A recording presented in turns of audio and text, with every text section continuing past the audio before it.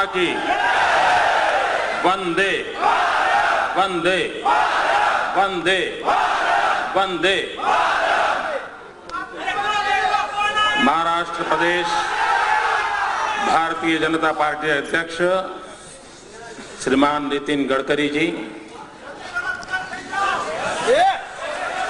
नगर भाजपा के अध्यक्ष श्रीमान प्रकाश मेहता जी और महाराष्ट्र की जनता जिनको हमेशा याद करती है ऐसे सफल गृह मंत्री और पूर्व उप मुख्यमंत्री श्रीमान गोपीनाथ जी मुंडे, मंच पर विराजमान सभी वरिष्ठ साथी, भाइयों और बहनों, मैं आज मुंबई की धरती पर बहुत ही भारी मन से आया हूं।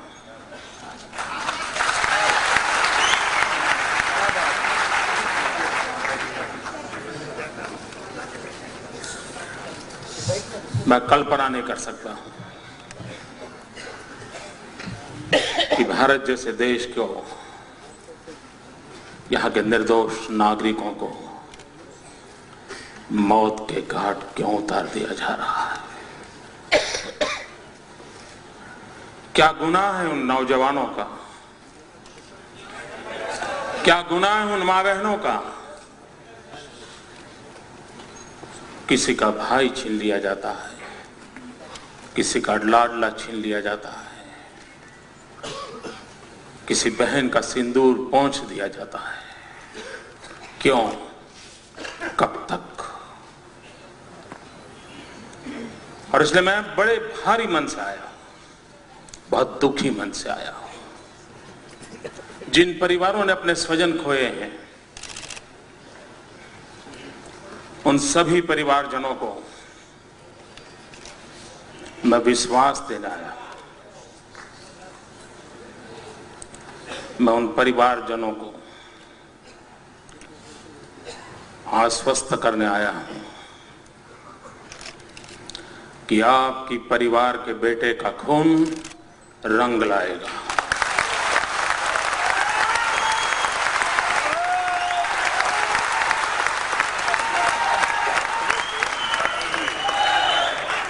ये खून, ये लहू बेकार नहीं जाएगा। ये बेगुनाह लोगों के और आंसू, उन माताओं के चित्कार, यह देश कैसे भूल सकता है। मित्रों, इतिहास गवाह है, जो समाज अपने जीवन की महत्वपूर्ण घटनाएं भूल जाता है, उसको भुला देने की कोशिश होती है। जो इतिहास को अनदेखा कर देता है, वो समाज कभी अपना भविष्य नहीं बना सकता है।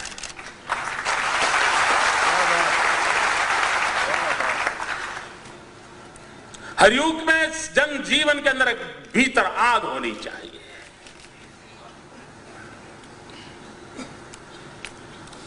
मन में एक हुंकार उठनी चाहिए। ये मानवता की लड़ाई है। आतंकवाद मानवता का दुश्मन है। और अगर हम इस समय मानवता की इस लड़ाई में मानवता के साथ अगर खड़े न रहे, तो हमें मानव कहने का अधिकार नहीं।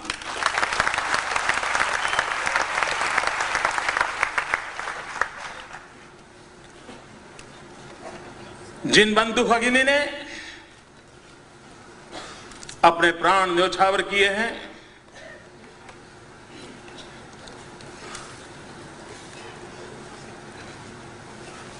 उसके खून का रंग देखने के लिए मैं नहीं आया हूं। वे सभी मेरे भाई हैं। उसकी भाषा कौन सी है, उसका प्रदेश कौन सा है, उसका परिवेश क्या है, उसकी उपासना क्या है, मेरे लिए उसका कोई मायना नहीं है। मरने वाला हर भाई मेरा हिंदुस्तानी भाई।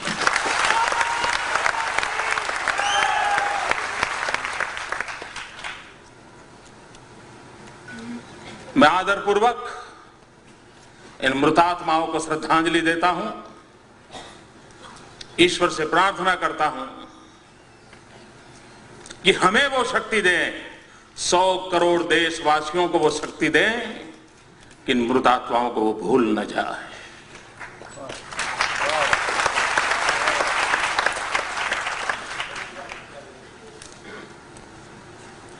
एक घटना के कबाट में अंदर, एक घटना के गलियारे के अंदर कहीं ये गुमसुम न हो जाए। ईश्वर हमें ये शक्ति दे। मित्र, आतंकवाद,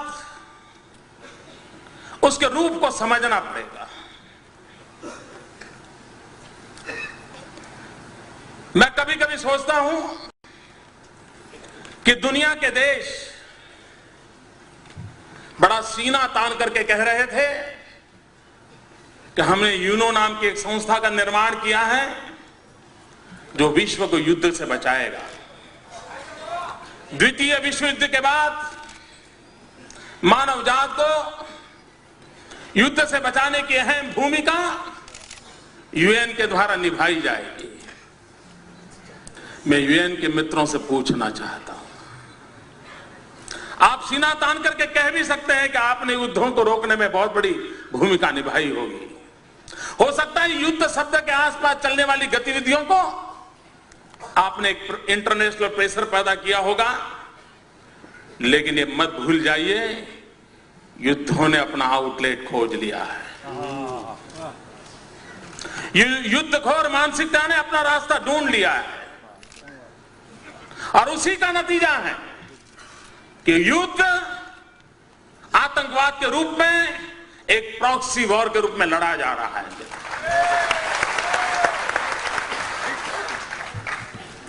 मित्रों, युद्ध के अंदर कुछ सीमाएं थी, मर्यादाएं थी।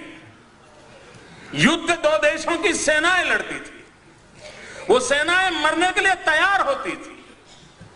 देश की रक्षा के लिए जीवन देना उनको प्रशिक्षित किया जाता था। वे भी अपना घर छोड़ करके सेना में जाते थे, युद्ध के मैदान में उतरने की तैयारी के लिए करके जाते थे। वो सिर्फ रोजी रोटी के लिए नहीं जाते थे, देश के लिए खपा होने के लिए जाते थे, खप जाने के लिए जाते थे। कुछ नियम हुआ करते थे, युद्ध सीमाओं पर हुआ करते थे, आमने सामने सेनाएं लड़ती थी और उस युद्ध को रोकने के लिए अंतरराष्ट्रीय विस्टी की व्यवस्था होती थी। मित्रों, ये आतंकवाद युद्ध से भी भयानक है। आतंकवादी, उसको कोई नियम नहीं है, कोई मर्यादाएं नहीं, नहीं सामने कोई सज्ज व्यक्ति होता है उसकी लड़ाई के लिए। किसको मारना है, आतंकवादी तय करता है। कहां मारना है, आतंकवादी तय करता है। कब मारना है, आतंकवादी तय करता है। कैसे मारना है, आतंकवादी तय करता है। और कितने लोग मारे गए मित्रों। हिंदुस्तान के अंदर जो युद्ध हुए हैं, उन युद्धों में हमने अपने जितने जवान नहीं खोए, उससे ज्यादा जवान हमने इस प्रॉक्सी वॉर में खोए हैं, आतंकवाद के कारण। हर दिन मित्रों, हर दिन हिंदुस्तान के किसी न किसी कोने से 22, 25, 30 साल के हमारे नौजवान जो सीमा पर रक्षा के लिए गए थे, किसी बुज़दिल आतंकवादी के शिकार होकर के उसका डेड बॉडी घर आता है। मित्रों, कभी कल्पना की है क्या गुनाह है उन मां बाप का जिन्होंने अपने लाडले को देश की सीमा के लिए, सुरक्षा के लिए भेजा था और उसको मौत के घाट उतार दिया जाए? यह सुरक्षा बलों का यह गुनाह है। लेकिन देश का नेतृत्व संवेदनाहीन हो चुका है भाइयों। मैं मनमोहन सिंह जी को पूछना चाहता हूं,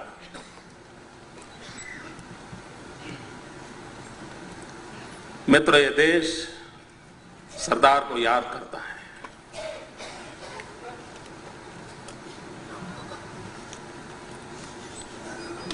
सरदार सरदार में भी फर्क होता है दोस्तों।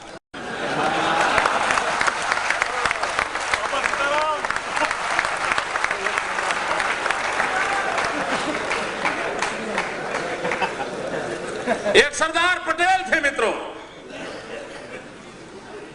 जिन्होंने सारी हरकतों के खिलाफ दम दिखाकर देश की एकता का जो सपना उन्होंने संजोया था उसको पूरा करके दिखाया था। और आज देश को दूसरे सरदार मिले हैं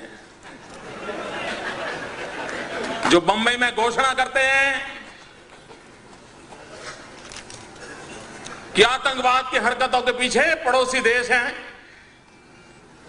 अब ऐसी स्थिति में वार्ता नहीं हो सकती है, घोषणा करते हैं मुंबई में, और यहां जाते ही जाते नशा उतर जाता है।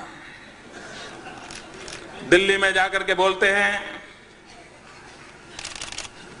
कि ऐसी छोटी मोटी घटनाएं वार्ता के बीच बचाव कभी नहीं आएगी, हम शांति के रास्ते खोज रहे हैं।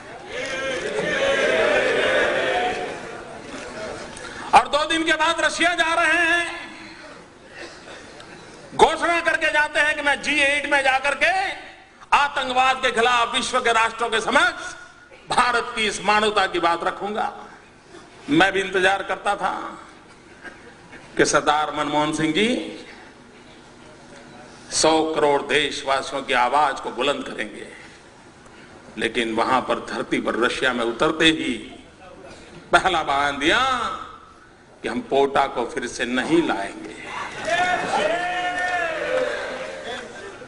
मित्रों, सवाल यह उठता है कि क्या आप इस गंभीर समस्याओं के लिए गंभीर है क्या? और जो उन्होंने तर्क दिया, मैं हैरान हूं दोस्तों।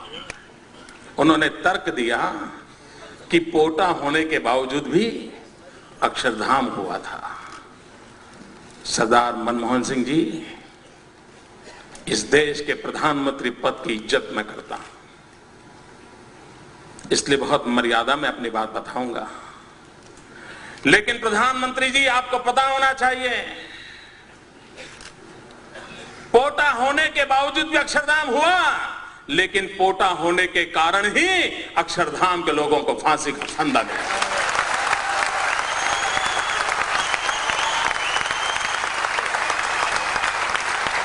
ये मुंबई के अंदर 14 साल हो गए बम केस चल रहे हैं, 14 साल, एक भी गुनहगार को खरोच तक नहीं आई है, एक भी गुनहगार को खरोच तक नहीं आई है। और गुजरात की धरती पर यह संभव हुआ क्योंकि पोटा का कानून हमने इस्तेमाल करने का हमें अवसर मिला। प्रधानमंत्री जी, आप व्यक्तिगत रूप से मैं आपका आदर करता हूं, मेरा व्यक्तिगत आप पर कोई आरोप नहीं है, लेकिन मैं आपको बहुत पढ़े लिखे, डॉक्टरेट, वर्ल्ड बैंक का नेतृत्व करने वाले व्यक्ति के रूप में देखा था। आपने ये तर्क दिया कि पोटा होते हुए अक्षरधाम हो सकता है, तो फिर कल लल्लू जी आपको कहेंगे,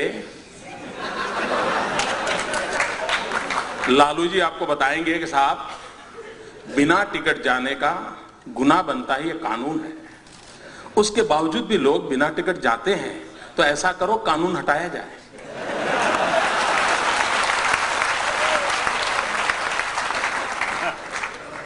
बिना टिकट जाना गुनाह है, कानून है, लेकिन फिर भी बिना टिकट लोग जाते हैं।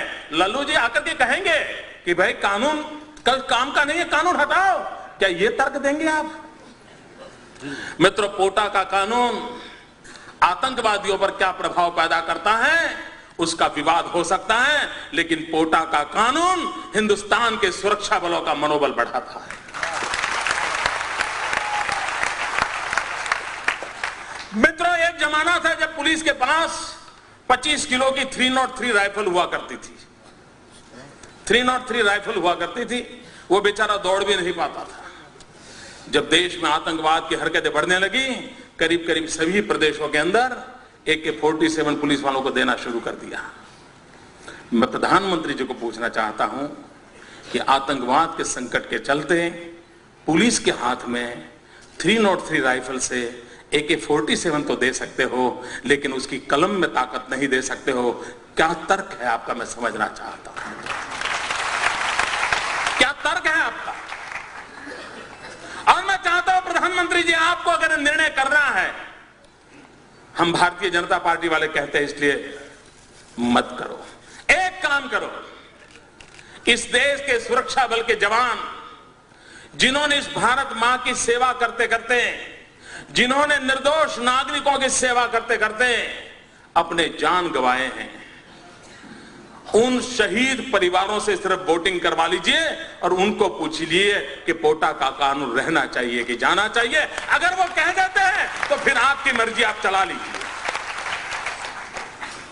जो मरे हैं उनके तो परिवार को पूछो। और मित्रों, एक मैसेज जाता है।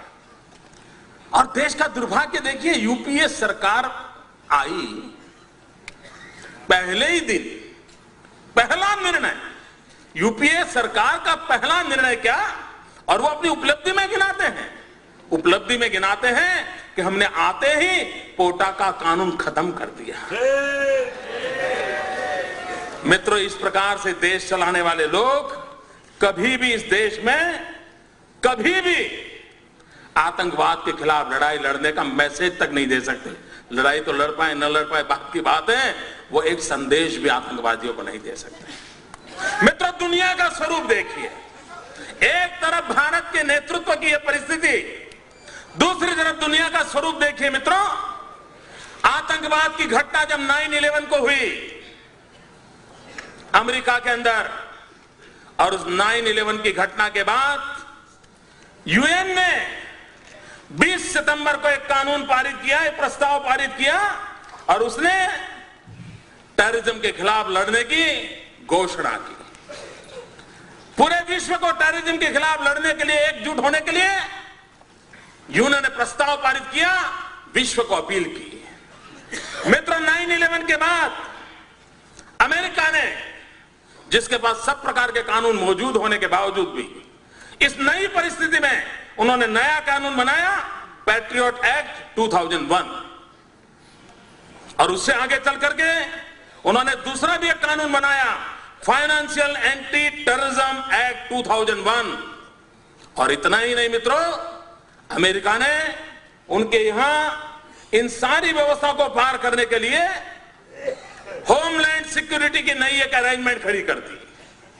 अमेरिका जैसा देश, जहां ह्यूमन राइट की वकालत पूरे दुनिया में ढोल पिट्टा का काम अमेरिका करता है, ह्यूमन राइट की सबसे बड़ा झंडा लेकर के घूमने वाला अमेरिका है, वो अमेरिका आतंकवाद से लड़ाई लड़ने के लिए कानूनी व्यवस्था खड़ी करता है। और आप ह्यूमन राइट के नाम पर 4 5 स्टार एक्टिविस्ट चिल्लाने लग जाए तो आप देश के कानून को खड्डे में डाल देते हो। मित्रों, अमेरिका ने किया। इतना ही नहीं, फ्रांस, जहां कोई टेररिज्म का एक्ट नहीं हुआ था, लेकिन उनको पता चला कि परिस्थिति है, फ्रांस ने anti terrorism large security act का बिल लाए, और 2001 के अंदर उन्होंने इस लार्ज सिक्योरिटी का बिल ला करके उन्होंने भी अपनी सुरक्षा व्यवस्था की। मित्रों, जापान, आज जापान के अंदर कोई टेररिज्म की घटनाएं सुनने को नहीं मिलती, लेकिन जापान भी सचेत हो गया कि टेररिज्म का एक इंटरनेशनल फिनोमेना बना हुआ है। अगर इंटरनेशनल फिनोमेना बना हुआ है, उसके साथ लड़ना है, तो जापान ने भी एंटी टेररिज्म मेजर्स बिल बनाया, 2001 में बनाया, और जापान ने भी अपने आप को कानूनी व्यवस्था से सुरक्षित करने की प्रयास की। मित्रों, कनाडा ने एंटी टेररिस्ट एक्ट बनाया, जो उनकी व्यवस्था में नहीं था। इतना ही नहीं मित्रों, हमारे बगल में जो आजकल टेररिस्टों को जाने आने का रूट बना हुआ है, उस बांग्लादेश ने भी टेररिस्टों से सुरक्षित होने के लिए एक्ट की रचना की। बांग्लादेश जैसों को लगता है मित्रों, इंडोनेशिया, मलेशिया, सब देशों ने मित्रों आतंकवाद के विरोधी कानून बनाए 9/11 के बाद। वो अपने देश की जनता को मैसेज देते हैं कि गवर्नमेंट इज सीरियस, लेकिन इनको इस बात का गौरव है कि हमने पोटा का कानून हटा दिया। मुझे बताइए मित्रों, पोटा का कानून जो आतंकवादियों के लिए बना था, जिस दिन भारत की सरकार ने पोटा का कानून हटाने का निर्णय किया, किसने मिठाई बांटी होगी, किसने पटाखे फोड़े होंगे? मित्रों, पूरा पाकिस्तान मिठाई बांट रहा था, पूरा पाकिस्तान मिठाइयां खा रहा था। क्या ये काम आप करके जा रहे हो? आप कैसे देश को आतंकवाद से बचाओगे मित्रों? और इसलिए इनकी बातों में भरोसा करना कठिन हो गया है। देश की जनता को विश्वास नहीं हो रहा है कि ये लोग कैसे बचाएंगे। मित्रों, कितने लोग मारे गए हैं। मैं आज केपीएस गिल का एक आर्टिकल पढ़ रहा था, उन्होंने लिखा है 40,000 से अधिक लोग आतंकवाद के कारण मारे गए हैं। मैंने पहले ही कहा मित्रों, युद्ध में जितने जवान नहीं मारे गए थे, इतने जवान आतंकवाद के कारण मारे गए हैं। कितनी माताओं का जीवन बर्बाद हो गया है मित्रों। और आप बिल्कुल चैन से। मित्रों, इस देश को तोड़ने की साजिश कैसी है? पूरा हिंदुस्तान का नक्शा आपके सामने लेकर के खड़े, जरा थोड़ी देर सोच लीजिए। एक तरफ नॉर्थ ईस्ट, जहां इंसर्जेंसी का समस्या बना के बैठे हैं, असम तक वो खेल चल रहा है। दूसरा मित्रों, पशुपति से लेकर के तिरुपति तक रेड कॉरिडोर बनाने के लिए नक्सलाइट मूवमेंट ने हिंदुस्तान को लहू से रंग दिया है मित्रों। पूरा मध्य भाग हिंदुस्तान का नक्सलाइट ने कब्जा किया हुआ है। और हिंदुस्तान की विकास यात्रा में भारत के पश्चिमी छोर की विशेष ताकत रही है। हमेशा भारत का पश्चिमी छोर हिंदुस्तान की आर्थिक विकास यात्रा में बहुत अहम भूमिका निभा रहा है। चाहे वो कर्नाटक हो, गोवा हो, महाराष्ट्र हो, गुजरात हो, राजस्थान हो, दिल्ली हो, हरियाणा हो, पंजाब हो। और मित्रों देखिए, हिंदुस्तान के इस पश्चिमी छोर पर पूरी तरह कोशिश हो रही है कि आतंकवाद के द्वारा हिंदुस्तान को कैसे तबाह किया जाए। एक तरफ नॉर्थ ईस्ट को तबाह करना, मध्य में नक्सलाइट के द्वारा करना, और ईस्ट पार्ट जो हिंदुस्तान का हमारा पश्चिमी छोर है, उस पश्चिमी छोर को आतंकवाद की गिरफ्त में कैसे लाया जाए। एक के बाद एक जिस प्रकार से घटनाएं घट रही हैं, ये घटनाएं साफ बताती मित्रों, इस देश को तहस नहस करने का पाप किसी ने ठान के रखी। मिस्टर जनरल जियाउल हक उसके जमाने से चल रहा है। और उन्होंने कहा था, और मित्रों एक चाइनीज बहुत बड़े फिलोसोफर हैं, उन्होंने बड़े एक रणनीतिकार है चाइना के, मिस्टर सन जू करके, उसने कहा है कि किसी देश को पराजित करके एक के बाद एक विजय हासिल करना वो कोई सुप्रीम एक्सपर्टीज नहीं है। उसने कहा कि एक्सपर्टीज तो इसमें है कि आप युद्ध लड़े बिना दुश्मन को एक प्रकार से अपाहिज कर दो, किसी काम का रहने न दो, ये स्थिति पैदा कर दो, वही सच्ची रणनीति है। और मित्रों, ये आतंकवाद की फिलॉसफी है। दुश्मन को अपाहिज कर दो। मित्रों, आतंकवाद की हर घटना ने हमें अपाहिज करके रख दिया है। एक प्रकार के देश को अपाहिज बना करके छोड़ा हुआ है। मित्रों, क्या 100 करोड़ का देश इस प्रकार से चलेगा और हम इसको सहते रहेंगे?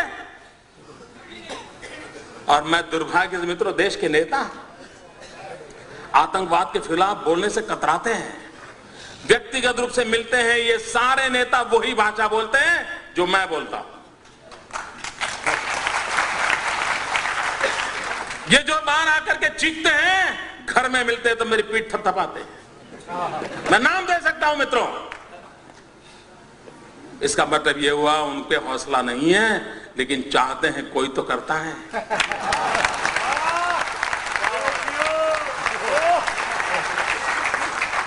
मित्रों, मेरे सामने बहुत साफ साफ मेरे विचार हैं। मैं आतंकवाद के खिलाफ लड़ाई लड़ने के लिए कृत संकल्प हूं। मैं जिस सभा के माध्यम से देश के नौजवानों को कह रहा हूं, आप सोचिए 20, 22, 25, 27, 30 साल के नौजवान, क्या है आपका भविष्य? किसके हाथों में आपका भविष्य है? क्या यही मौत के सौदागर हिंदुस्तान का कब्जा करेंगे और आपका भविष्य बनेगा? अब आईटी में आपका दिमाग कितना ही तेज चलता होगा, आप फाइनेंशियल व्यवस्था कितनी तेज चलते होंगे, लेकिन अगर देश आतंकवादियों के कब्जे में होगा तो आपका कोई भविष्य नहीं मित्रों। और जिनकी जवानी पूरी हो गई है, उनको आपकी जवानी की परवाह नहीं है दोस्तों। उनको आपके कल की चिंता नहीं है, उनको आपके भविष्य की चिंता नहीं है। और इसलिए मैं देश के जवानों को कहना चाहता हूं, मित्रों, मैंने ठान के रखी है, जब तक मेरे अंदर प्राण है मैं मौत के सौदागरों को चुन चुन करके घिसा।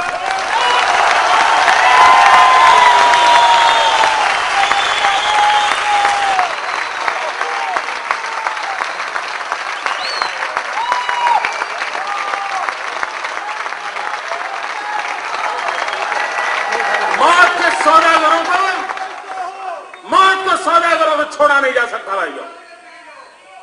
और इस देश का दुर्भाग्य देखिए मित्रों, आतंकवाद की रक्षा करने वाला एक सोची समझी चाल चल रही है देश में। कुछ विदेशी धन से पले हुए लोग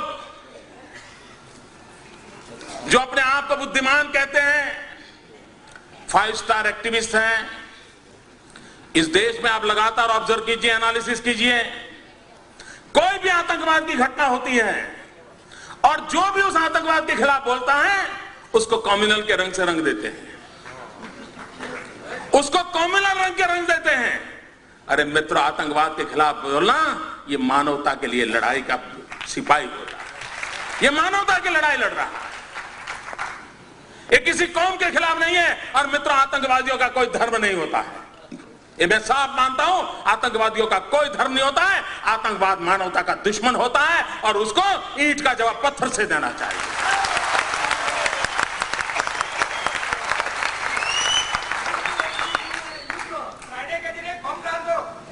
जिस प्रकार से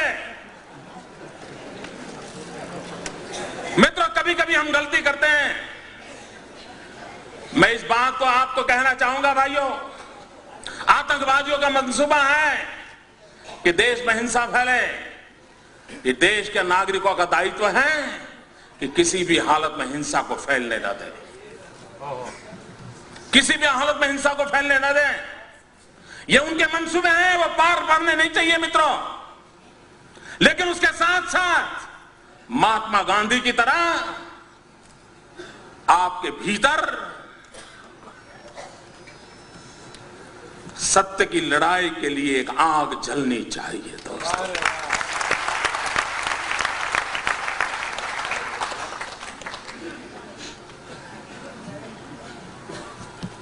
वायलेंस से परिणाम नहीं आने वाला है मित्रों। शांति इसकी पहली शर्त रहेगी, लेकिन सरकार को भी अपना दायित्व निभाना पड़ेगा। इस देश के अंदर शांति कोई नई चीज नहीं है मित्रों। हो सकता है कुछ इलेक्ट्रॉनिक मीडिया वालों को अभी भी पता चला होगा कि इस देश में शांति रखते हैं। अमरनाथ की यात्रा पर इतने हमले हुए, इस देश में किसी ने कहीं कंकर तक फेंका नहीं है मित्रों। अमरनाथ की यात्रा पर इतने हमले हुए, इस देश में किसी ने कोई कंकर तक फेंका नहीं है। रघुनाथ जी के मंदिर पर हमला हुआ, इस देश के अंदर किसी का घर नहीं जलाया गया था। अयोध्या में प्रभु राम जी के मंदिर पर हमला हो गया, वाराणसी में हमला हो गया, इस देश में कंकर नहीं गिरा है मित्रों। गुजरात के अंदर अक्षरधाम पर आतंकवादी आए थे मित्रों, गुजरात ने बंद रखा था, लेकिन गुजरात में अक्षरधाम के बाद एक कंकर तक नहीं पड़ा है। लेकिन कुछ लोग हैं इन चीजों को भूल जाना चाहते हैं, सच्चाई को उजागर करने की उनकी हिम्मत नहीं है मित्रों, और इसलिए झूठी बातों को लेकर के हिंदुस्तान की जनता को गुमराह करने में लगे हुए। और इसलिए मैं कहता था मित्रों, इस देश में एक विदेशों के पैसों से पला हुआ एक 5 स्टार एक्टिविस्टों का वर्ग है, जिसकी हर गतिविधि को चौंक करके देख लीजिए। उनका काम यही होता है, कोई भी घटना घटे तो आतंकवादियों को बौद्धिक प्रोटेक्शन के दिए वो मैदान में उतर आते हैं, नई नई मनगढ़ंत स्टोरियां गढ़ाते हैं, नए नए तर्क देते हैं, और आतंकवाद के खिलाफ अगर किसी ने आवाज उठाई, वो जैसे देश का दुश्मन है, कॉम्युनल है, हिटलर है, न जाने कौन कौन से डिक्शनरी के शब्द हैं, उसको निकाल के आते हैं। मित्रों, वो डरते हैं जो अपनी छवि के लिए मरते हैं। मैं तो वो इंसान हूं जो इंसान की, हिंदुस्तान की छवि के लिए मरता हूं, मुझे मेरी छवि की परवाह नहीं।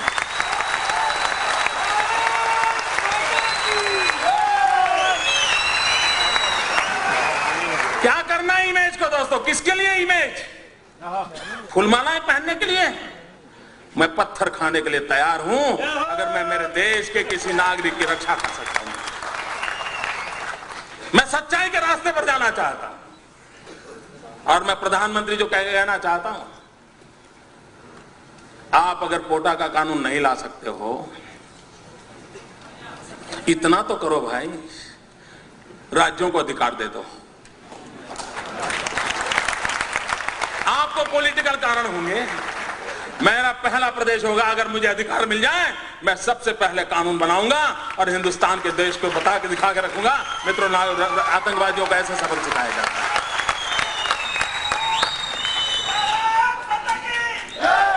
कुछ तो हिम्मत दिखाओ भाई, लोग बेमौत मर रहे हैं और आप अपनी राजनीति पर उतारू हैं, देश के भविष्य की आपको चिंता नहीं है। और मित्रों कैसी हरकतें हो रही हैं, आतंकवाद ऐसे नहीं बढ़ रहा है, आतंकवादियों के हौसले उतने बुलंद नहीं हैं जितने कि हम जितने रास्ते तैयार कर देते हैं जो आतंकवादियों को चलने काम आ रहे हैं।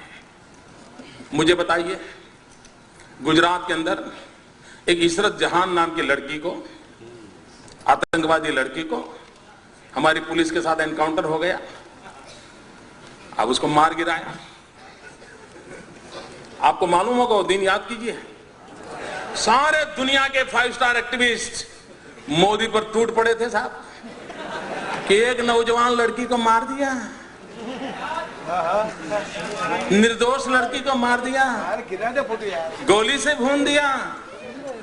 ये खुद आतंकवादी है, यहां तक चले गए। इतना ही नहीं मित्रों, इस प्रदेश के अंदर 5 स्टार एक्टिविस्ट, कुछ मीडिया के मित्रों ने उसे एक बहुत बड़ी शहीद के रूप में उसकी जनाजा निकाला था। चद्दर चढ़ाने चले गए थे, चद्दर चढ़ाने चले गए थे और एक पार्टी के नेता 1 लाख रुपया देकर के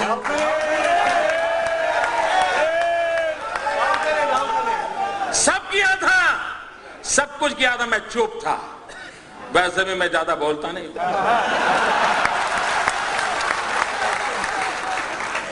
मैं सही जगह पर, सही भाषा में, सही समय पर बात करने का आदमी। सुबह शाम चीख कर हुए अखबार की जगह खराब करने की मुझे आदत नहीं।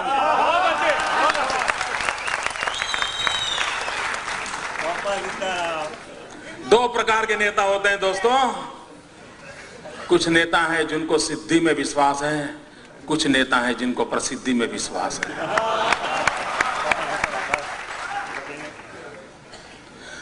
और जब 3 दिन के बाद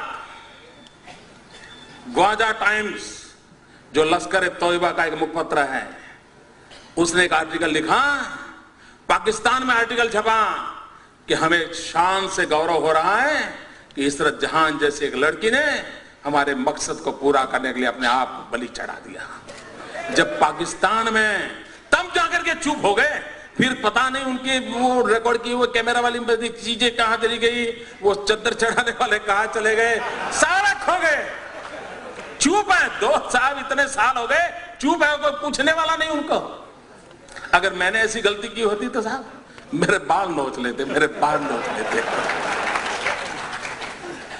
इशरत जहान, मित्रों, अभी एक टीवी वाला बता रहा था कि किसी ने किसी लड़की को बम रखते देखा। मैं नहीं जानता वो सत्य क्या है। लड़कियों का उपयोग हुआ था। जिस दिन गुजरात ने इशरत जहान के एनकाउंटर में हत्या की, अगर महाराष्ट्र की पुलिस जाग जाती तो शायद ये लड़कियां बम रखने के लिए मैदान नहीं होती। लेकिन आपको परेशानी है, आपको निर्णय करने नहीं है, आप डरते हो। मित्रों, ये घटनाएं होती है जब ऐसी बयानबाजी होती है, इस प्रकार के जनाजे निकाले जाते हैं, चद्दरें उड़ाई जाती हैं, 1-1 लाख रुपया चढ़ाए जाते हैं, तब जाकर के आतंकवादियों का हौसला बुलंद हो जाता है कि यार कुछ तो अपने रिश्तेदार यहां हैं, अपना काम चल जाएगा। मित्रों, मैं हैरान हूं, कांग्रेस पार्टी क्या कर रही है। कोयम्बतूर के अंदर 98 में एक बम धड़ाका हुआ, चुनाव सभा में बम धड़ाका हुआ। अडवाणी जी उस सभा को संबोधित करने के लिए पहुंचने वाले थे। 58 लोग मारे गए, 58 लोग मौत के घाट उतार दिए गए, निर्दोष लोग मार दिए गए। वो सारे लोग जेल में हैं। लेकिन आपको जानकर के हैरानी होगी मित्रों, केरल विधानसभा में वहां की सभी पार्टियों ने मिलकर के वहां दो पार्टियां प्रमुख हैं, कांग्रेस एंड कम्युनिस्ट, और बाकी उनके गठबंधन के साथी है। सबने सर्वसम्मति से एक प्रस्ताव पास किया कि 98 के केस में जो मुख्य गुनहगार मदनी करके जो जेल में है उसे जेल में से रिहा कर दिया जाए। क्या क्या सब समाचार देश को क्या संदेश देना चाहते हो आतंकवादियों को? केरल असेंबली ने और होली के दिन स्पेशल सत्र बुलाया था मित्रों, स्पेशल सत्र बुलाया था और उस सत्र के अंदर प्रस्ताव पारित किया है कि कोयंबटूर का जो मुख्य गुनहगार है उस गुनहगार को जेल से बरी कर दिया जाए। क्यों? क्योंकि वो चुनाव में उसको कैंडिडेट बनाना चाहते थे। मित्रों, इससे बड़ा दुर्भाग्य क्या हो सकता है? अभी तमिलनाडु में चुनाव हुए मित्रों, तमिलनाडु में कांग्रेस पार्टी ने जिसके साथ समझौता किया है उस पार्टी का नाम है तमिल मुस्लिम मुन्नणी कड़गम, तमिल मुस्लिम मुन्नणी कड़गम। मित्रों, सीमी पर जो चार्जशीट है, सीमी पर जो चार्जशीट है उस चार्जशीट में ये तमिल मुस्लिम मुन्नी कड़गम का नाम है। उसी पार्टी के साथ तमिलनाडु में कांग्रेस पार्टी चुनाव समझौता किया और चुनाव लड़ा। मित्र, आप आतंकवाद से लड़ सकते हो क्या? क्यों देश को गुमराह कर रहे हो? और मैं देश के बुद्धिजीवियों को कहना चाहता हूं, क्या यह गुनाह नहीं है देश के साथ? क्यों उनका हिसाब नहीं मांगा जाता है? अगर मोदी गुनाह करता है तो आपको अधिकार है, और मैं सामने से कहता हूं अधिकार है, आप मेरी खाल उतार लीजिए, लेकिन देश के हित में और लोग जो पाप कर रहे हैं उनसे भी तो देश को प्रशिक्षित कीजिए। क्या ये दायित्व नहीं है हमारा? मैं इन कलम के धनियों को कहना चाहता हूं, देश की ये मांग है। मित्रों, अभी आसाम के चुनाव हुए, आसाम के चुनाव के अंदर जिसने आसाम को लहूलुहान कर दिया वो उल्फा ओपनली कांग्रेस पार्टी को चुनाव जिताने के लिए समर्थन में मैदान में था। उल्फा जो आतंकवादी एक्टिविटी करता है, जो निर्दोषों को मारता है, किडनैप करता है, आप उसको चुनाव के अंदर आपका राजनीतिक फायदा हो रहा है, इसलिए उसका आप किस मुंह से आतंकवाद के खिलाफ लड़ोगे? मित्रों, बिहार में चुनाव हुआ, यूपीए का एक घटक दल उस चुनाव के अंदर एक मेहरबान को लेकर के चुनाव सभाओं में घूमते थे।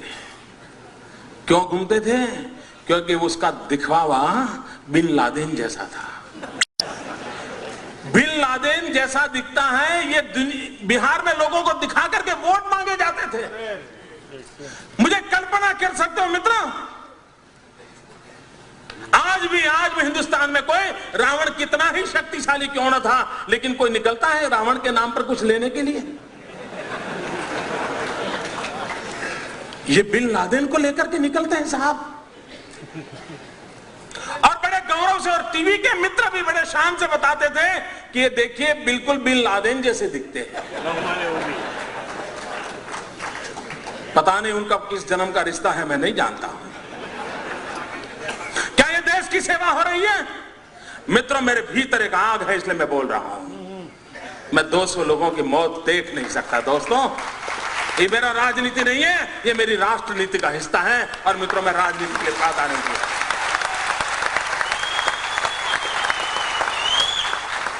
क्या ये तौर तरीके होंगे देश को चलाने के? क्या इस तरीके से देश को आप चलाओगे? कौन सी हरकतें कर रहे हो मित्रों? उनको कोई चिंता नहीं है। मित्रों, क्रिकेट मैच हुआ, आओ जिसको आना है आओ, 11 लोग खो गए। उस क्रिकेट मैच को 2 साल हो गए, उन 11 में से एक मिला है, बाकी 10 का आता पता नहीं है। उसके फोटो हैं, उसके अते पते थे, कहीं तो उसके टेलीफोन से बात होती होगी अपने परिवार से, क्या उसको भी खोज नहीं पाते हो आप? मित्रों, अब तक भारत सरकार ने मेरे राज्य को यह सूचना नहीं दी है कि इस प्रकार के 10 लोगों की ये फोटो है, वो खो गए, आपकी सरकार कुछ मदद करे। क्यों भाई, आप इतना भी नहीं करते हो? मित्रों, हमें बताओ, मैं भारत सरकार को पूछना चाहता हूं, आतंकवाद के खिलाफ लड़ने की आपकी व्यूह रचना क्या है? मित्रों, आम आदमी को मत बताओ, किसी मुख्यमंत्री को तो बताओ भाई। को चिट्ठी लिखी जब कश्मीर के अंदर टूरिस्टों पर बम फेंका गया, जब प्रधानमंत्री मनमोहन सिंह जी कश्मीर में थे और देश को एकता और शांति का संदेश दे रहे थे, उसी समय आतंकवादियों ने बम फेंक करके गुजरात के टूरिस्ट बस पर बम गिरा, उसमें 3 लोग मारे गए। मैंने उसी दिन उनको कहा था कि आप तत्काल सभी मुख्यमंत्रियों की एक मीटिंग बुलाइए, क्योंकि आतंकवाद कश्मीर से बाहर हिंदुस्तान के भिन्न भिन्न कोने में जा रहा है, निर्दोषों को मार रहा है। बेंगलोर के अंदर साइंटिस्ट को मार दिया, शोक प्रस्ताव पारित करके बाद छुट्टी हो गई। कैसे ही चलेगा क्या देश? मित्रों, अब तक उन्होंने मुझे कोई रिस्पांस नहीं किया है। क्या ये आतंकवाद को खत्म करने का आपका तरीका है? चल लीजिए, आप सारी मीटिंग में बुलाने आपको डर लगता, मुझे अकेले को बुला लेते। अपनी बात नहीं बतानी मत बताइए, मेरी सुन लेते। कुछ तो करते भाई। आप कोटा का कानून नहीं ला रहे हैं, आप ऐसा और कोई कानून नहीं ला रहे हैं। मित्रों, गुजरात सरकार ने एक कानून पारित किया है। देखिए इनकी हरकतें कैसी है मित्रों, और मैं आज हकीकतें दे रहा हूं, मैं किसी के खिलाफ कोई आरोपबाजी नहीं लगा रहा हूं, मैं सिर्फ आपको जानकारी देता हूं, निर्णय आपको करना है। और मैंने पहले ही कहा, शांति का संदेश, आतंकवादियों के मंसूबों को खत्म करने के लिए यह पहली आवश्यकता है। इस देश की एकता और इस देश की शांति, ये मेरा भी कमिटमेंट है। लेकिन मैं कहना चाहता हूं, जो बुरा है उसको कहने की ताकत चाहिए मित्रों। खुद की छवि के लिए बुराओं को बोलने की हिम्मत नहीं है, और आतंकवाद के खिलाफ बोलना यानी कौमवाद है, तो मुझे वो मंजूर नहीं है। आतंकवाद के खिलाफ बोलना यानी मानवता का झंडा।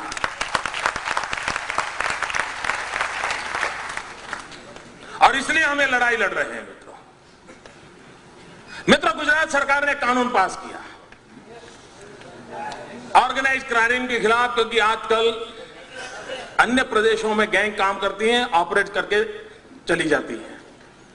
और गुजरात एक सरहदी राज्य है, हम पाकिस्तान के बगल में हैं, सीमा भी छूटी हुई है, समुद्र से भी सटे हुई है और बिल्कुल निकट है। सबसे पहले भेंट मेरी होने वाली है मियां मुशर्रफ से।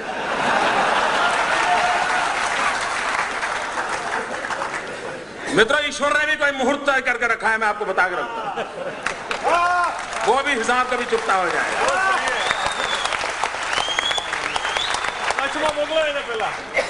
मैंने कानून पास किया मित्रों, गुजरात असेंबली ने कानून पारित किया है।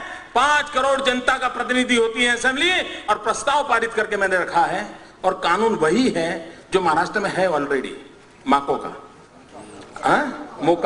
मोका का कानून महाराष्ट्र में है, वही कानून मैंने गुजरात में लाया, मैंने भेज दिया मित्रों। उसके बाद हाईकोर्ट का एक महाराष्ट्र को जजमेंट आया, तो उसमें 2-3 सुधार आए, तो मैंने दोबारा असेंबली में उसको दोबारा सुधार करके पारित किया, जो हाईकोर्ट ने कहा था उस प्रकार से।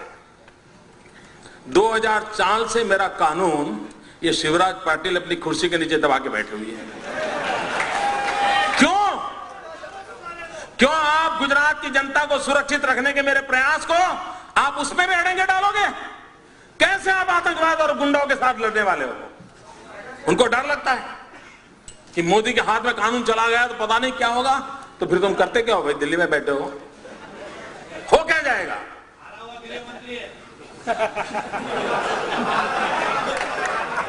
मित्रों, हारे हुए लोगों से मुझे इतराज नहीं है, ये तो मन से मरे हुए लोग हैं, ये दुर्भाग्य है।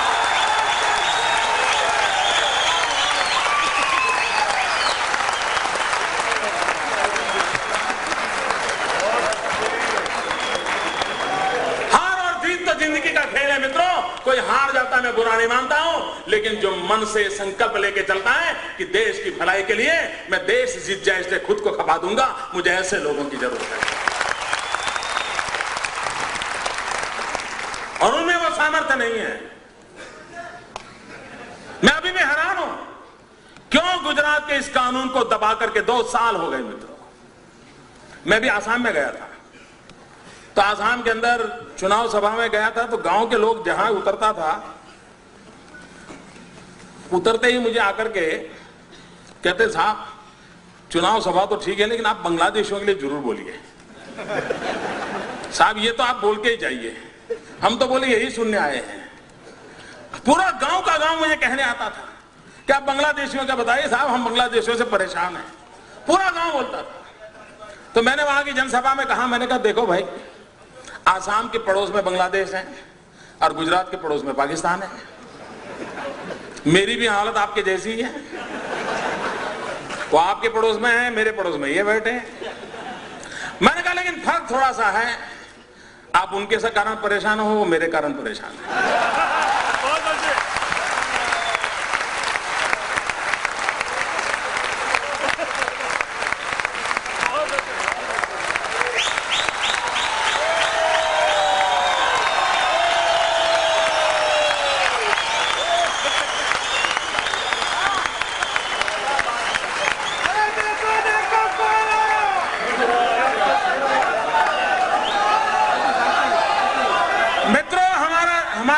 हम इस 100 करोड़ देशवासियों की रक्षा के लिए बैठे हुए लोगों का मिजाज क्या होना चाहिए दोस्तों? अपनी चमड़ी बचाने का मिजाज होना चाहिए क्या, कि देश की इज्जत बचाने का मिजाज होना चाहिए?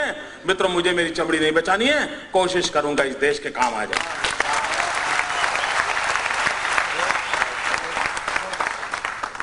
मित्रों, उस कानून को पारित नहीं कर रहे वो लोग, यही उनके तरीके हैं।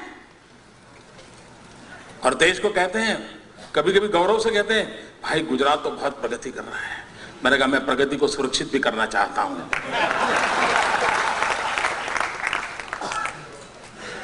मैं किसी मौत के सौदागरों को छोड़ने वालों में से नहीं हूं।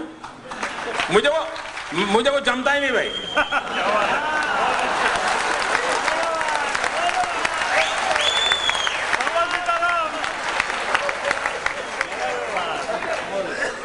गुनहगार होता है, न्याय के अंदर उसके साथ ठीक से व्यवहार होना चाहिए और जनता को विश्वास होना चाहिए कि गुनहगार के साथ यही रूप होगा।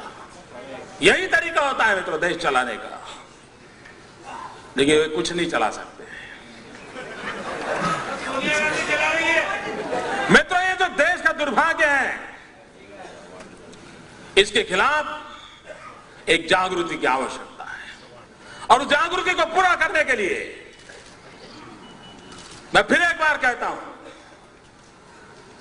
भारत सरकार पर दबाव बढ़ना चाहिए। देश में आतंकवादियों के साथ चुप्पी रखे हुए हैं, वरना कुछ घटना होती है, कितने लोग इंटरव्यू देने के लिए आ जाते हैं। इन दिनों देखिए साहब, सब चुप हैं। और 24 घंटे वालों की इतनी परेशानी है साहब, वो गली मोहल्ले के बच्चों को पूछ रहे हैं बेचारे, जा करके डंडा लेके खड़े हो जाते हैं।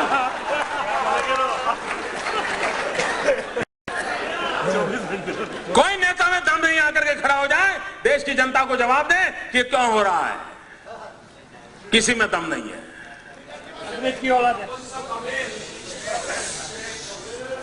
और इसलिए भाइयों बहनों, आतंकवाद के खिलाफ जब लड़ने का हमने फैसला किया है, तो जन सामान्य में भी एक चेतना जगाने की आवश्यकता है। मैं कभी कभी हैरान हूं कि हमारे बड़े बड़े नेता लोग एयरपोर्ट पे जाते हैं और अगर कोई उनको चेक करता है ना, तो उनकी आंखें लाल हो जाती है। हमको चेक करते हो, पहचानते नहीं हो? सुबह शाम टीवी में हम ही तो होते हैं। मैं हैरान हूं साहब। मैं मेरी जमात से शुरू करना चाहता हूं।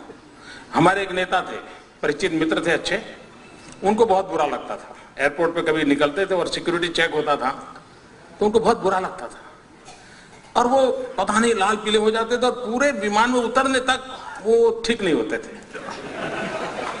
तो मुझे लगा इनको मुझे कभी प्रशिक्षित करना चाहिए।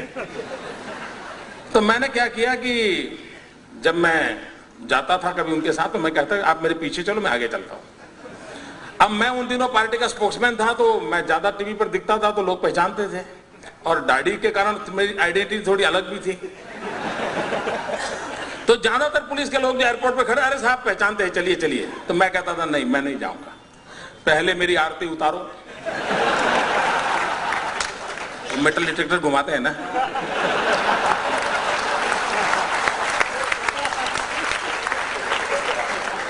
मैं कहता था मेरी आरती उतारो फिर जाऊंगा मैं, ताकि मैं पहुंचूं आगे। ये बहुत पुण्य का कार्य है। शाम मैंने ऐसा आनंद से मजाक किया तो उन्होंने सुना, तो बाद में वो मेरे साथ दीवार पे बैठे थे, बोले दर्द में आप बड़े कमाल के व्यक्ति हो। बोले ये अच्छा तरीका है आपका। बोले मैं पहला बहुत गुस्सा करता था, आप इतना मजा लेते हो। मित्रों, मेरी सब नागरिकों से प्रार्थना है, सिक्योरिटी में हमने सहयोग देना चाहिए।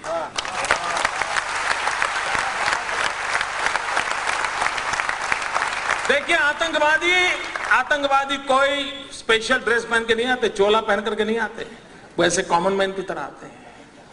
हम क्यों ना कोऑपरेट करें। और मेरे मीडिया के मित्रों को भी प्रार्थना है कि इस देश में लोग मर रहे हैं, क्यों ना हम लोगों को शिक्षित करने में सहायता करें। मुझे तो याद है, मुझे ज्यादातर गाली इसलिए पड़ती है कि मैं इन सिक्योरिटी की व्यवस्थाओं की ओर आग्रही बनता हूं और मैं कहता हूं जरा भाई ये चेक होना चाहिए, इसमें क्या है, होना चाहिए। लेकिन कभी कभी मीडिया के लोग बहुत गालियां देते हैं कि हे मोदी के यहां ऐसा हुआ, उधर गए थे तो लोगों को ऐसे चेक किया गया, महिलाओं की बैग तक खोली गई, पता नहीं क्या कुछ लिख देते हैं। मित्रों, आपको आनंद आता होगा, लेकिन जिस दिन ऐसी घटनाएं हो जाती हैं तब कितने परिवार रोते होंगे। मुझे मीडिया के मित्रों को सलाह देने में आया नहीं, मैं सिर्फ प्रार्थना करने आया हूं। क्या इन नागरिकों को प्रशिक्षित करने में आप सहयोग कर सकते हैं? मित्रों, मैं एक प्रकार से विलास साहब की भी मदद कर रहा हूं।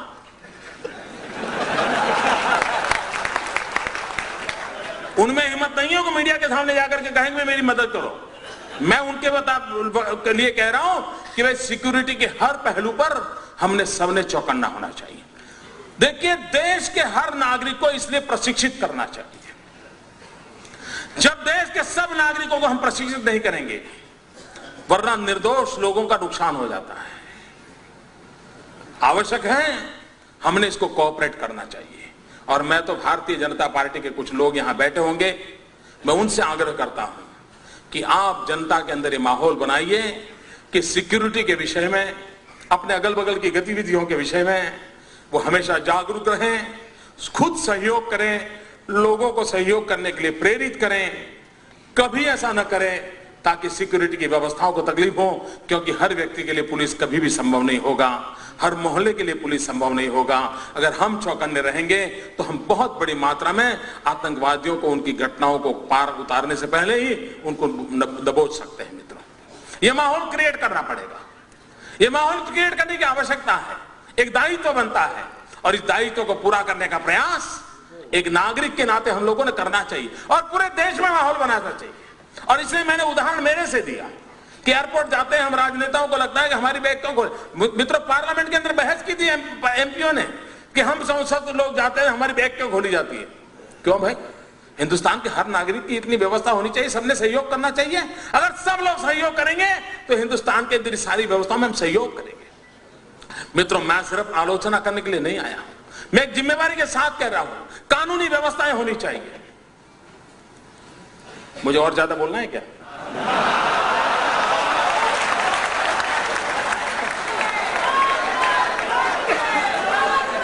मेहमान को बाद में चार इसलिए देते हैं कि चाय बने तक रुका रहे।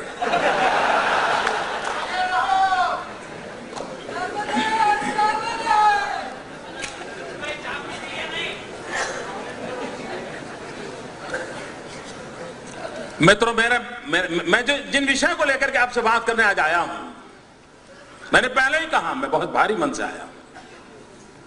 मित्रों, इन चीजों को कभी भूलना नहीं चाहिए।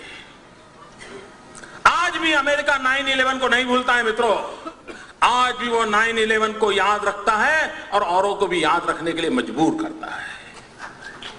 हम क्यों भूले? हमने तो कोई गुनाह नहीं किया है। और मित्रों, जिस प्रकार से ये टेररिज्म है, उसी प्रकार से नार्को टेररिज्म, मित्रों, ये ऐसा जहर है जो देश की युवा शक्ति को बर्बाद कर देगा। जिस प्रकार से ड्रग और नार्को के द्वारा युवा पीढ़ी को खत्म करने का षड्यंत्र दुश्मनों के द्वारा हो रहा है, जिस प्रकार से ड्रग एडिक्ट नौजवानों को बनाया जाता है, हर परिवार में इसके लिए जागृति चाहिए, शैक्षणिक संकुलों में जागृति चाहिए। मित्रों, टेररिज्म बंदूक और पिस्तौल से ही सिर्फ चल रहा नहीं है, नार्को टेररिज्म के द्वारा आने वाली पीढ़ी को खत्म करने के षड्यंत्र हो रहे हैं और बड़ी योजनाबद्ध से हो रहे हैं। करोड़ों करोड़ों रुपए उसमें लगाए जाते हैं देश के युवा धन को बर्बाद करने के लिए। और उसी प्रकार से चल रहा है मित्रों,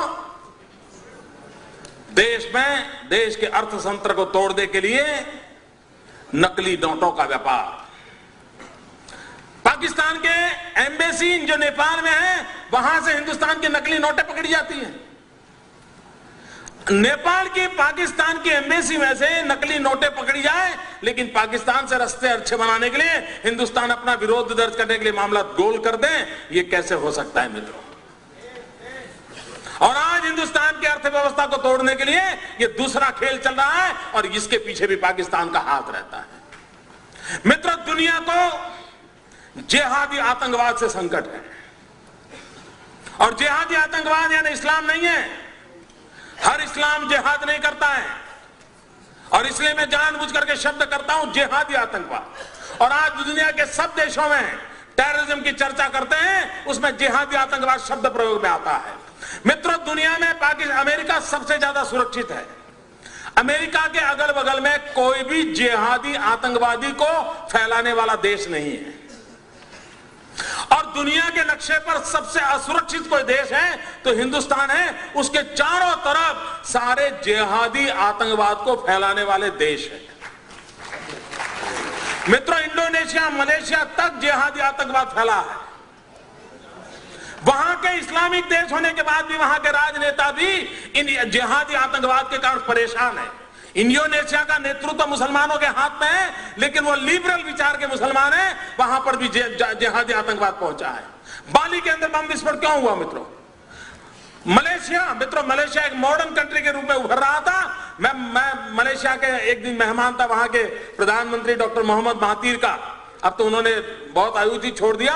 रात को उनके घर पे खाने पर गया था, बड़ी देर तक उनसे बातें हुई और वो कहता कि मैं मेरे मलेशिया के अंदर मैं जिहादी आतंकवाद को घुसने नहीं दूंगा, मुझे मॉडर्न मलेशिया बनाना है। मित्रों, इसलिए मैं कहता हूं ये जिहादी आतंकवाद है जो हिंदुस्तान को चारों तरफ से घेरा हुआ है। और एक नेपाल बच गया था, उसको भी आज जिहादी आतंकवाद ने दबोच के रख दिया है। मित्रों, हिंदुस्तान को सबसे बड़ा संकट है। अमेरिका को कम से कम संकट है। वो अमेरिका इतना प्रयास कर रहा है, हिंदुस्तान के चारों तरफ जिहादी आतंकवाद के लिए नए नए किले गढ़े जा रहे हैं और भारत सरकार चैन से सोई हुई है। और इसलिए मित्रों चिंता करने की आवश्यकता है। और मित्रों, ये आतंकवाद, मुझे याद है घटना, प्रेसिडेंट क्लिंटन का चुनाव हुआ। चुनाव होने के तुरंत ही मेरा अमेरिका जाना हुआ था। तो वहां पर उस समय स्टेट डिपार्टमेंट की सेक्रेटरी हुआ करती थी रोबिन राफेल करके। आप इस रोबिन राफेल को जानते होते, जब एनरॉन का चर्चा चल रही थी तब एक बार यहां वार्ता की आई थी। वो क्लिंटन की बड़ी विश्वस्त और बहुत ही बड़ी तेज तर्रार महिला थी और अमेरिका की राजनीति में उसका बड़ा प्रभाव था। और उसके पति किसी समय पाकिस्तान में एम्बेसडर हुआ करते थे। और जनरल जियाउल हक जिस विमान अकस्मात में मारे गए थे, उसी विमान अकस्मात में उसके पति भी मारे गए थे। उसी विमान में जनरल जियाउल हक था। इसलिए आप कल्पना कर सकते हैं उसका दोस्ताना संबंध पाकिस्तान से कितना था। तो 92 में मैं वहां गया था, तो क्लिंटन के चुनाव के बाद गया। रोबिन राफेल के साथ मेरी मीटिंग थी, मैं चला गया। 15 मिनट का समय तय हुआ था, लेकिन हमारी बातचीत कोई 2.5 घंटे चली और विषय निकला हिंदुस्तान के आतंकवाद का।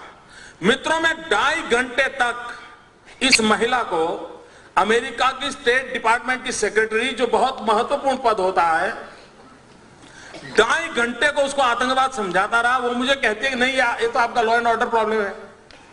मैं पंजाब समझाता तो बोले तो आपका लॉ एंड ऑर्डर प्रॉब्लम है। मैं कश्मीर समझाता बोले तो आपका law and problem, you will have to handle this problem. इसमें पाकिस्तान कहां आता है, अमेरिका कहां आता है, पता नहीं उसके दिमाग में क्या भरा था। मित्रों, इत्तेफाक से 2003 में मेरा जाना हुआ। तो 2003 में मैंने उनको ऐसे ही चिट्ठी लिखी थी कि मैं आ रहा हूं, क्योंकि वो मेरी प्राइवेट विजिट थी, कोई गवर्नमेंट विजिट नहीं थी। तो उन्होंने कहा सामने से संदेश आया कि मुझे खास आपसे मिलना है। तो मैं चला गया। इस बार हालत अलग थे। इस बार वो मुझे आतंकवाद समझा रही थी और कारण यह था कि ट्रेड सेंटर में बम फूटा था। ट्रेड सेंटर में जब तक बम नहीं फूटा था तब तक अमेरिका को आतंकवाद समझ नहीं आया था मित्रों। जब ट्रेड सेंटर में बम फूटा तब उनको आतंकवाद समझ में आया, और तब वो मुझसे समझने की कोशिश कर रही थी कि जरा मुझे बताइए आतंकवाद के किस किस रूप को आप जानते हो। अभी भी रोबिन रफेल जिंदा है, उसको पूछ रहा कभी कोई मिल जाए तब। और 9/11 के बाद तो आतंकवाद क्या होता है पूरे विश्व ने टीवी के पर्दे पर देखा है मित्रों। आतंकवाद की भयानकता को दुनिया ने देखा है, और जब आतंकवाद की भयानकता को दुनिया ने देखा है तब मित्रों 100 करोड़ के देश को आतंकवाद के खिलाफ लड़ने के लिए सज्ज करना चाहिए। मित्रों, मैं अब इजराइल गया था। हर व्यक्ति के आंखों में सपना होता है अपने देश का स्वाभिमान का, अपने देश के लिए जूझने का। क्यों न हिंदुस्तान में माहौल खड़ा किया जा सकता है? क्या भारत की नई पीढ़ी के भविष्य के लिए हम अपने आप को खपा नहीं सकते हैं? अपनी छवि धूमिल हो जाए उसमें क्या है, अरे देश तो बन जाएगा।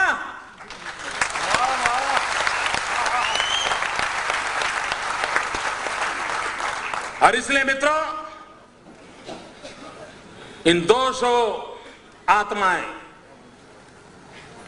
100 करोड़ देशवासियों को जगाने के लिए कम नहीं है दोस्तों। 200 आत्मा 100 करोड़ देशवासियों को जगाने के लिए कम नहीं है।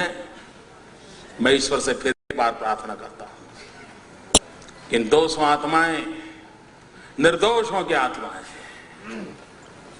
जिनको विदेशी ताकतों ने मौत के घाट उतार दिया है, आतंकवादियों ने मौत के घाट उतार दिया है, उस आतंकवाद के खिलाफ मानवता की लड़ाई लड़ने के लिए ये आत्माएं 100 करोड़ देशवासियों को शक्ति दे।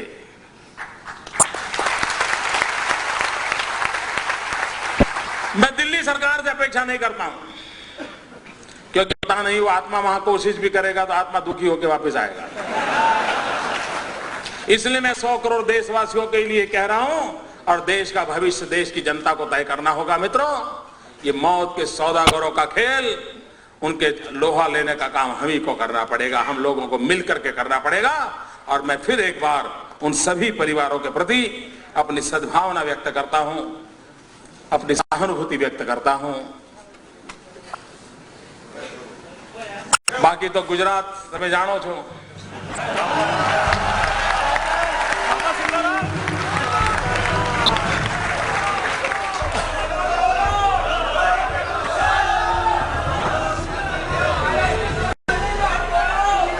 મિત્રો ગુજરાતની વિકાસ યાત્રાની જવાબદારી લઈને ચાલે છે।